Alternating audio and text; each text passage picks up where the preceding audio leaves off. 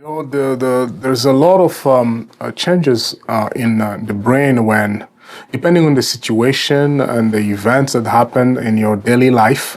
For example, when you suddenly lose a job and you don't know what's going to happen in the next few weeks because you were probably feeling great, secured with, financially, but suddenly you are laid off. You have no idea what's going to happen in the next several weeks.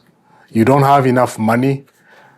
You will be sad because you are completely out of touch with what's going to happen.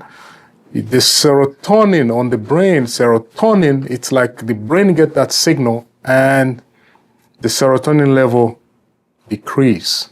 And of course, as I said, we can't really check the serotonin on blood tests, but usually that's what would happen because serotonin is known as a chemical to keep you happy, in shape, with your thoughts, with your actions. But now when that serotonin goes down because of that event, or maybe because you lost your pet, you become sad. And that sadness can go for several days, for several weeks. And if that sadness is putting you, because once it's low, it comes on the manifestation on the body. Physically, you become tired, your brain becomes foggy, you can't really think properly, memory fog, you feel completely out of touch with reality. Once you start having those symptoms and you become hopeless, you become helpless, you're not showering anymore, you're spending days in your room, the only thing maybe you can do, maybe just be on your phone listening to music or play games. You don't even want to shower. That's becoming alarming and problematic because on the level of the brain, I think those chemicals are very low, especially your serotonin. It's need to be addressed.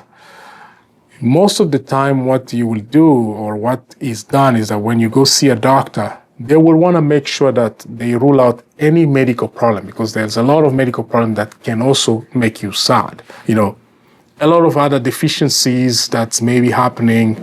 You may have also a thyroid problem that can also, especially hypothyroidism, can make you feel the same way, kind of depressed. So all these things have to be ruled out. Or if maybe you have another chronic medical problem, some people are on long-term treatment, or sometime, when you're going through chemotherapy, just cancer treatment, you can feel sad, you can feel depressed. And when those things are happening, it's always good to make sure that those problems are addressed.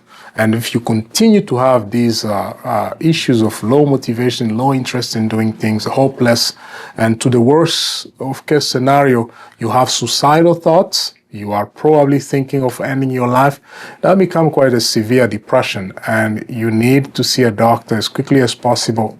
Or if you're at home, you have to call crisis line 988 in order to seek help and discuss what are other mode of treatment that can be compatible and fit your problems.